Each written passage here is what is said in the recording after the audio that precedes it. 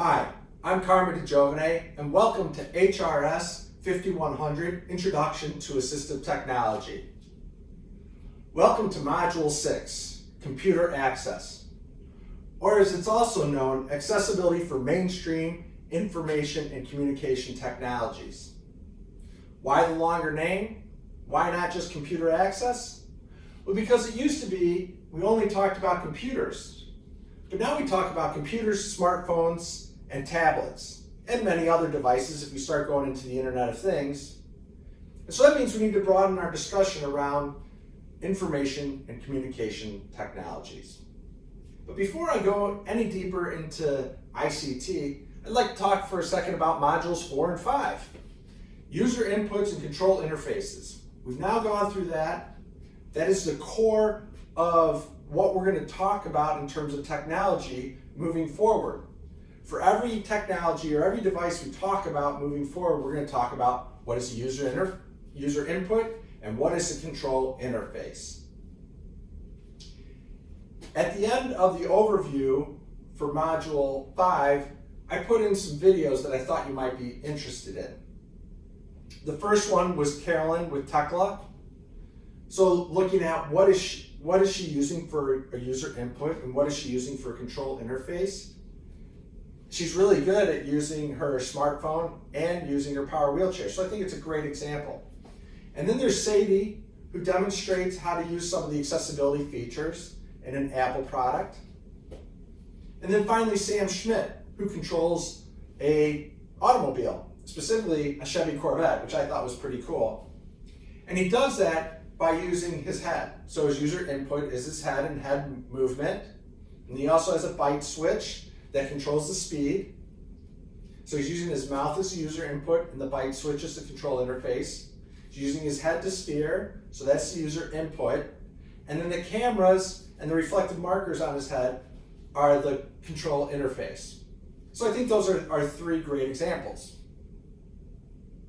So now let's move on to ICTs. In the old days, we only talked about computers. When I'm talking about the old days, I'm talking about when I grew up in assistive technology professionally back in the 90s. We were focused on how can we hack computers and how can we hack keyboards, how can we hack a mouse. And really, accessibility was not built into computers. We had to hack around in it to make it accessible for somebody with a disability. In today's environment, where we're talking about smartphones, tablets, and computers, much of the software and hardware is already accessible, and we only have to do small tweaks to make it more accessible. So it's a really exciting time. And so that's what makes this tech eval, this first tech eval, so exciting to me. Because I know you're all taking an online course, you all have a computer, and so you can all look at the accessibility features that are built into that computer. So take some time to look at the accessibility features. Really think about how a person with a disability could use it, or maybe how you could use it to make your life a little bit easier. I want to end by talking about two podcasts. These are the podcasts from Rehab Talk, or Talk Rehab, I can't remember what it is, that's hosted by Bill Nolting. In it, Bill interviews Jeannie Minkle in one of the podcasts. Jeannie is a master clinician. She's been in the field for a long time. And the podcast provides a great overview of assistive technology over the past 30 years or so. So it's a nice podcast to hear what was it like in the past. The part that I'm really interested in is what she's doing right now. She works for a company called Independence Care Systems, and it's a novel way of providing assistive technology for people with disabilities in New York City.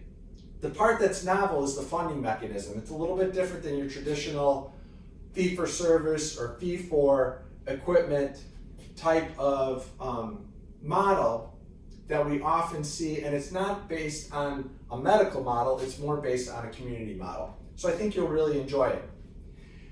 The other interview that Bill does is with Mark Schmaler.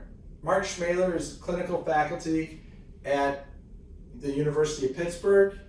He's the director of their continuing education. He's also, I think, the vice chair for their Master's in Rehabilitation Technology program.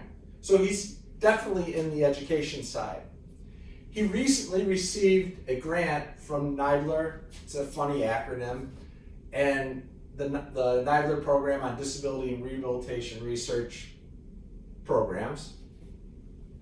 And the grant proposal was called the Assessment and Investigation of a New Coverage Policy for Complex Rehabilitation Technology within a Contemporary Accountable Care Environment.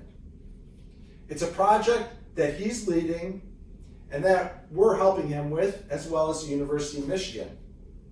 The purpose of the project is to look at how do we get the right wheelchair for the right person at the right time, or that's my interpretation of it. And so it describes 4 projects. I think you'll find it very interesting because it talks a little bit about the history, but it also talks about some of the funding issues that we see in assistive technology. And so it'll really start to bring together some of the readings that you've gone through previously, especially the reading around service delivery. I hope you find it interesting. Well, that's all for this week. As always, if you need anything, feel free to reach out to me, and have a great week.